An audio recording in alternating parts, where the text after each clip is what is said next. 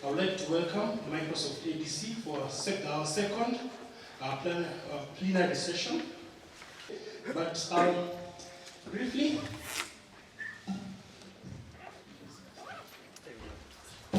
briefly, I would like each one to introduce themselves.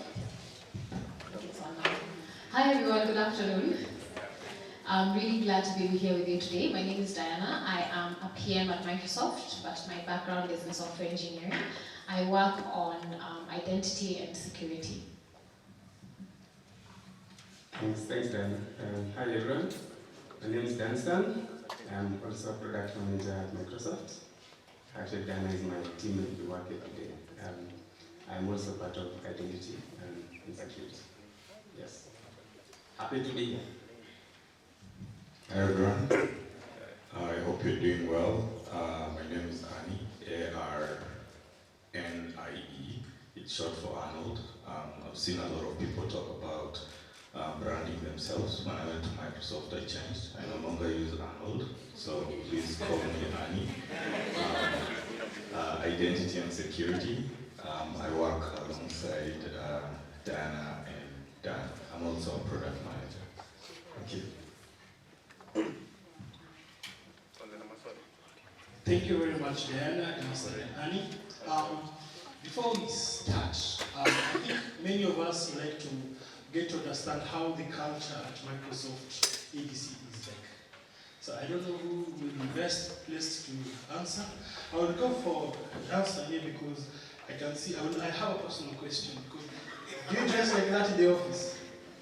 Wow, then tell us more about the culture. Oh, yeah, so I never wear trousers, I always wear shorts. This is longer, so they should be like somewhere here. Yes, today I tried to do a long one because I was coming and I guess this is going to be online.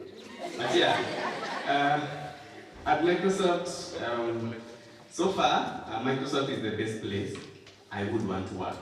I would say that even if I left Microsoft, for whatever reason. Because I think Microsoft is a great place. The culture is great because they have fundamental guidelines on the fact that when you appreciate who you are, that is how you become great at what you do. So at Microsoft, actually there is basically one rule. Bring your authentic self to work every day because that is what we want. Anything else is just not needed. So as long as you are your authentic self, doesn't matter how you dress, what religion you have, how you talk, we will appreciate you the way you are. So me, that's how I feel at Microsoft. So yeah, and the cat is great if you want to. I don't know what these other guys in for their experience, but that's mine. All right, that was very apt. That's exactly how I would put it. And well, I've worked in a couple of places, and I would say the same thing about Microsoft. I'm thinking personally to do a very long career at Microsoft. We have a lot of our teammates who've done 3 decades, and I recently joined the what is it called, like the third floor, which is like getting into your 30s, right? And I never used to understand how that was possible, because in my 20s I would rarely keep a job like for as long as 3 years. I would feel too old in it. But then you get into this new space and you understand some of the problems that you're solving for are huge. A good example is when I pass this microphone to Diana, she's going to talk to you later about some of the things that she's doing. You realize that whatever you're working on, you're probably one of 5 people who are trying to solve that for 8 billion people in the world. And that just makes it such a unique place. And you have the support of a lot of people, and the way our career growth is has been modeled is to allow for folks to bring their authentic self, and also to have a growth mindset in how we operate. So that, I don't know, Alex, you can add. Ali and Dan have covered it all. The only thing I would add to that is it's a huge company, so there are I think 200,000 or 300,000 people around the world. But the center in Nairobi covers East Africa, and there's also an infusion of our local culture there. So if you're like me and you live alone, there's lunch every day, there's fun, just be careful not to eat too much, and then after 3 months you're not struggling, but there's also a gym and activities and things like that.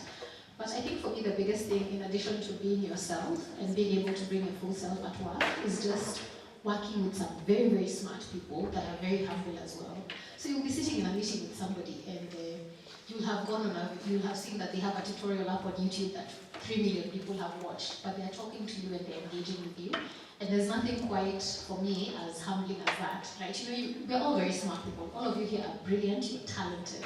Now imagine coming into a space where, instead of looking at it like from an imposter syndrome perspective, you have all these amazing people who you can learn from and interact with every day. And they're very, very down to earth. So I think for me, when I think about that, it makes me very excited. Because on day one I was like, oh, do I really belong here? Everybody is so smart, everybody is so talented. But then when you start to bring yourself and your personality to work, you realize that there's so much that you bring and that is valuable for you. And for me, that's why I'm excited to wake up and go to work every day, plus the lunch. Speaking of lunch, how many ate lunch today? So at Microsoft you have lunch, you have gym, and what I think she might have forgotten to mention is they have cash. Which brings me to the next question. Could you briefly describe to us what, and this will cut across the panel, what you do daily as, what is your day like in terms of ADC?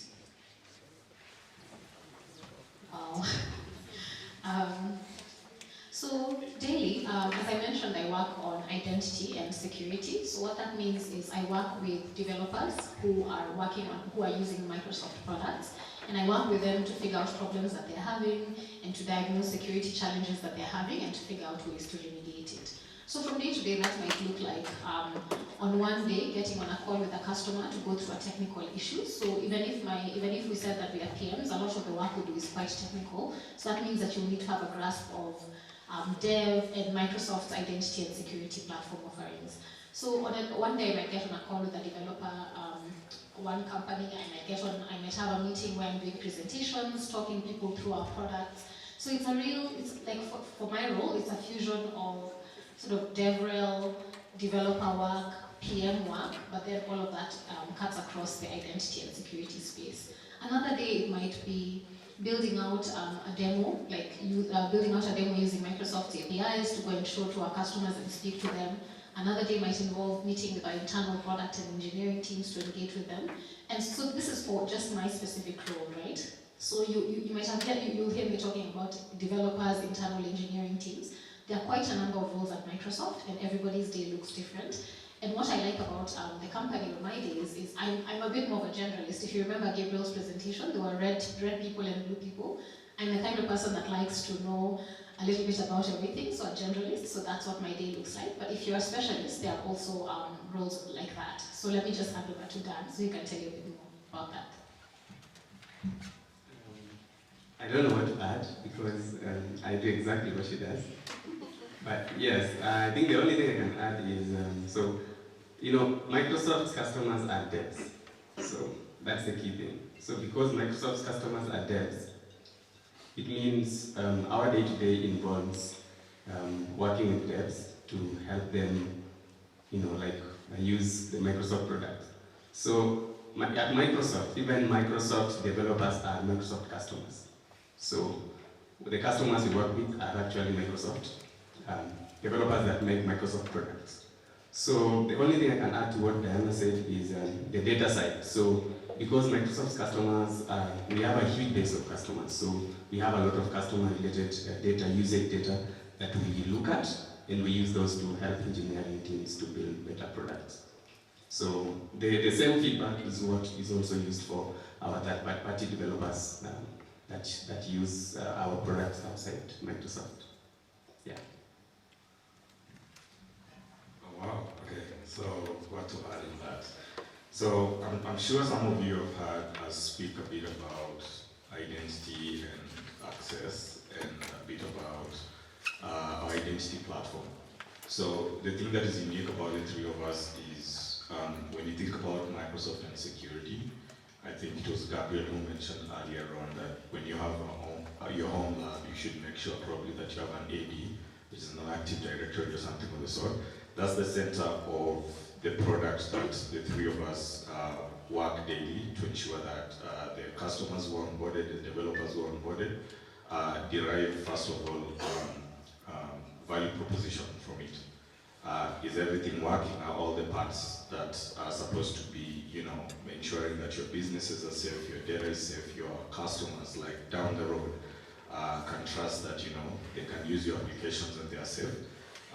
Part of like what we do on a day-to-day basis is to ensure that, we continue driving the culture of security within Microsoft. So our scope of work includes specifically work that can be done within Microsoft and outside of Microsoft, and the one that we're doing within Microsoft, we call that first party. Think of that as developers, the folks who actually build out some of the tools that folks use every day, Microsoft Word, SharePoint, etc. So those developers, they get into, quirky situations, just like the developers out there. And our team is tasked with the job of ensuring that we educate them, we drive awareness and help them remediate security, non-security threats that might be, might be like affecting the various products. Feel free to raise your hand and we make it as interactive as possible. Good afternoon, my name is Keith.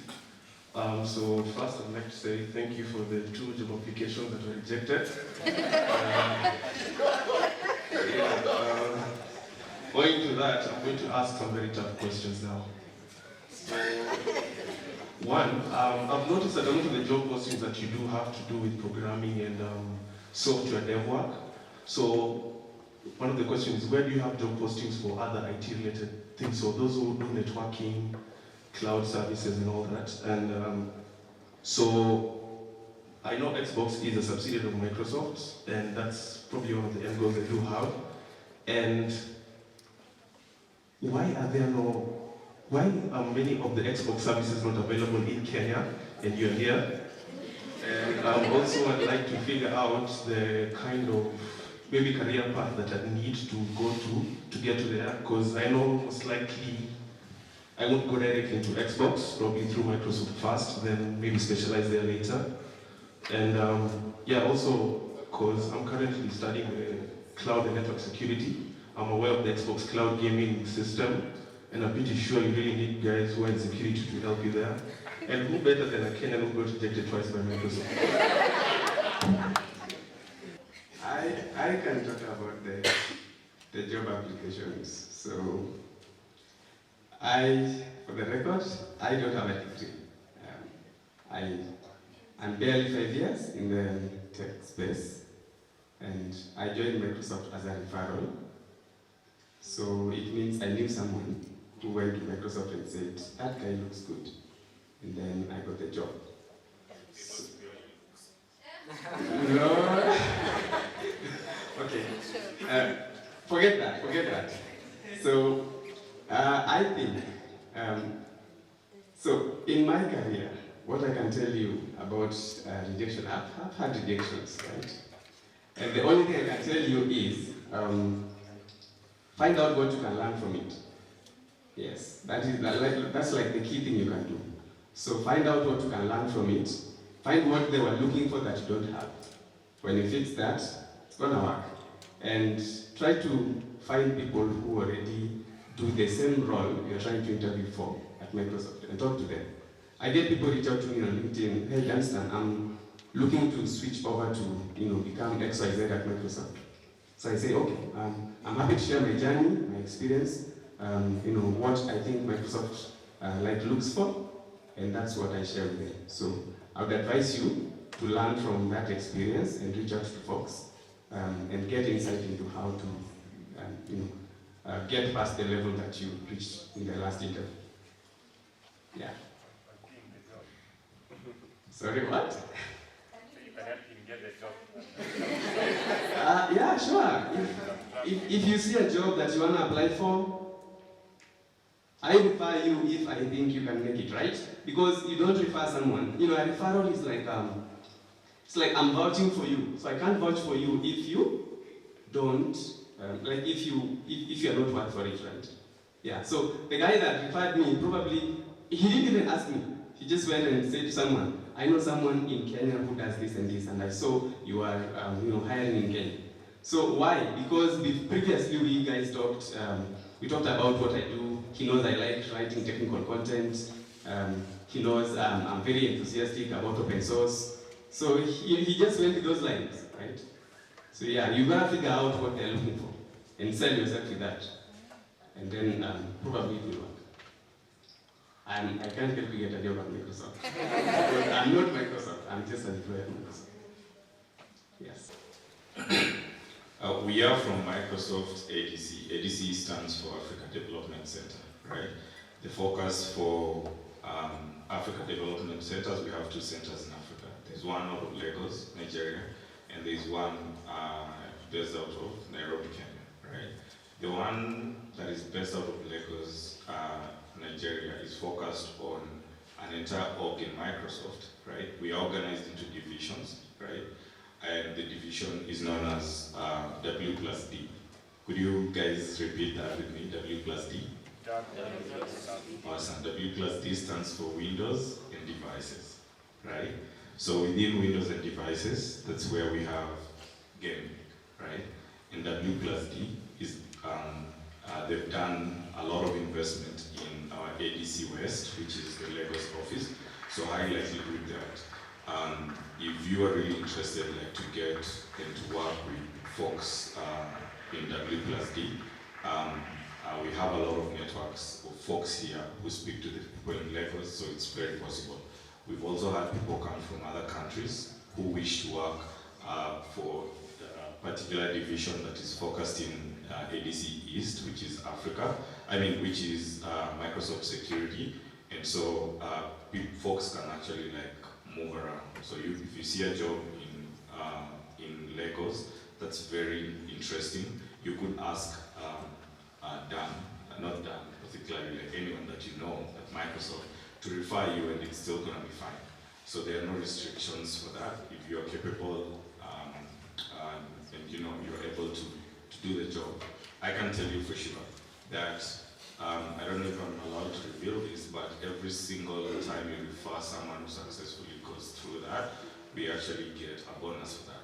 So nobody at Microsoft is refusing to refer you. In fact, it's in their best interest to actually refer you. This is how we go on and excite the talent. Maybe just in addition to that, just a couple of years, there's someone, I think Gabriel, I really caught a lot from your slide, it changed my life. So, yeah, I've never been that organized. They work with me, my slides suck. I don't know why I do that, but I realized that I could really learn a lot from what you say. Very far, I'm sure. Thank you very much. There is a line that was in your slide that you say, you've sat on either side. You've been an interviewer, right? And you've been an interviewee. I am so inspired right now when I look at the folks, the faces here. Each one of you reminds me of me. The difference was there was no BSides in Nairobi, when I was coming up. And so take this opportunity and be very open to what Dan's saying. For every single rejection that you're getting, there's always something to learn. Hold those recruiters very closely, right? And ask them, what are some of the things that I did not do well? While I was preparing for my interview at Microsoft, I worked very closely with my recruiter, and my recruiter was my #1 advocate because it is in their best interest to bring the best talent. Recruiters open the doors to every single person who is in this house right now, right? And then when you get at Microsoft, your manager now picks your hand and makes sure that, and we work hard as managers to make sure that people thrive.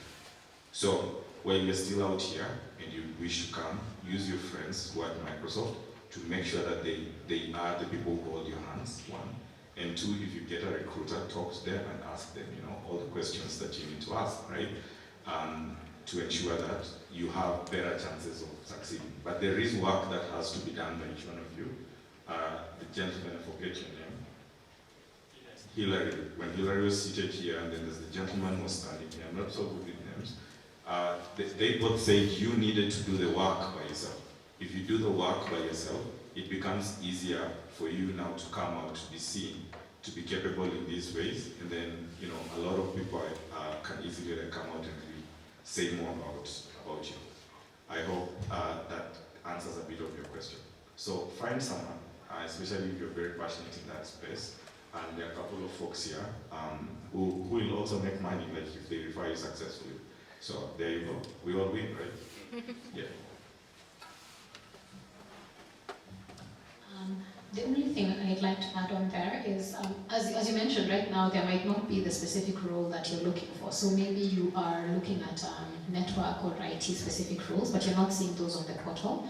What I'd say is if you're open to it, you have the skills for it, just get in as a program manager, get in as a software engineer, because I'll tell you, it's much easier to move laterally, and I think Annie alluded to this, it's easier to move laterally within the organization once you're already there.